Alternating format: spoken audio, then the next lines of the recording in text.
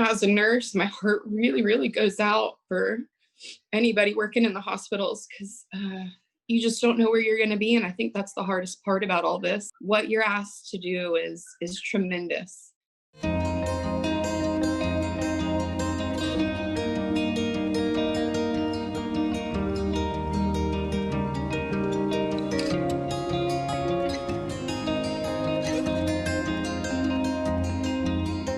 Okay, hi, I'm Heather Kylen. I'm a nurse recruiter for Atlas MedStaff. I have been with Atlas for over 3.5 years now. And previously I was a nurse, a pediatric ICU nurse at Texas Children's, Memorial Hermann, and UTMB. So I graduated as a nurse in 2013, got on the road, started at UTMB, and then headed over to Texas Children's West Campus, where I was PICU and then went charge nurse and also did float. So I was in between the emergency department, peds. So that was a really good experience for me. I met some great travelers there, and that's how I got into recruiting, is through the travelers. So basically that led me to Atlas, and I have been here loving my job and putting all of these fantastic nurses into great facilities and really building our children's side of Atlas for the last 3 years with Christy. When COVID hit, it really hit children's hospitals pretty hard because we lost all of our procedures and the census went down. Everybody didn't know what to do. There was all these crisis needs coming out, and the hospitals were kind of in a standstill.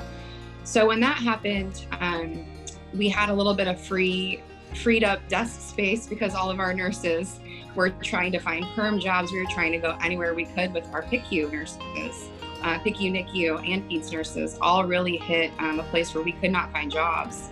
There was this opportunity that presented itself through a staffing agency, but it was through the state of Texas. And that's where I kind of logged in, felt it out, and saw if it was something that I could really help out with. I just felt like I was in a place where I didn't know what was going to happen, and I think everybody was really scared. So I wanted to help out where I could, and nursing was my calling. Why am I trying to cry right now? I dialed this back. So when they said that I was on board and there was only 6 of us in the state of Texas that were going to work in the PICU, there weren't a lot of PICU jobs. Most of them were going for ICU and med-surg and things like that. So because I had worked at Texas Children's, and this is where they actually had a special isolation unit that I had previously worked on when we thought Ebola was going to hit the States. This is where they opened up the COVID ICU. So I had already had contacts in that situation, and they really helped me get my foot in the door and welcomed me back with open arms. And that was probably the most fantastic part of it. It was very hard to juggle recruiting and nursing at the same time because this facility I had to work 5 days a week. So it was a struggle for a little bit, but we made it through. I did 2.5 months there, ended in October, and then took the remainder off to start recruiting again because that's when everything started getting hot and heavy. I would say my experience in the COVID unit was pretty intense. We had patients that were barely sick that would just test positive and they'd have to come to our unit. So those were in and out pretty quick. But then we had some that had some underlying conditions, and just seeing those kids go through what they were already going through.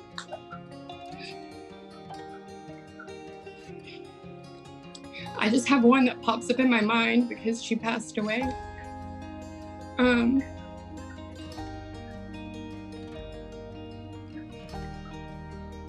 You know, everybody talks about COVID and wearing masks and protecting other people, but I think the hardest part of this is probably the people that were already struggling for life, that had diagnosis they were already trying to handle. And then this coming out and it being worse than the flu, and we didn't have the proper treatments for it, or we were trying new treatments, and a lot of them didn't make it. And I know I talked to a lot of travel nurses that worked up in New York and saw death every day. And I know there's a lot of y'all working out there that still see it.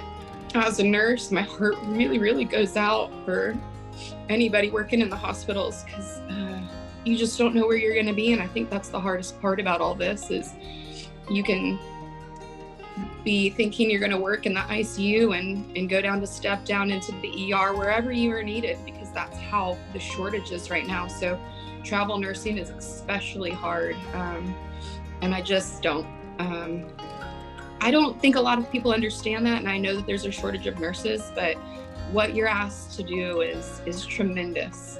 I know there's a lot of money to be made out there, but what you're doing is so much far beyond the money that you can make. And I think at the end of all of this, we're going to go and have a big celebration, but I also think that it's going to take a toll on a lot of people emotionally.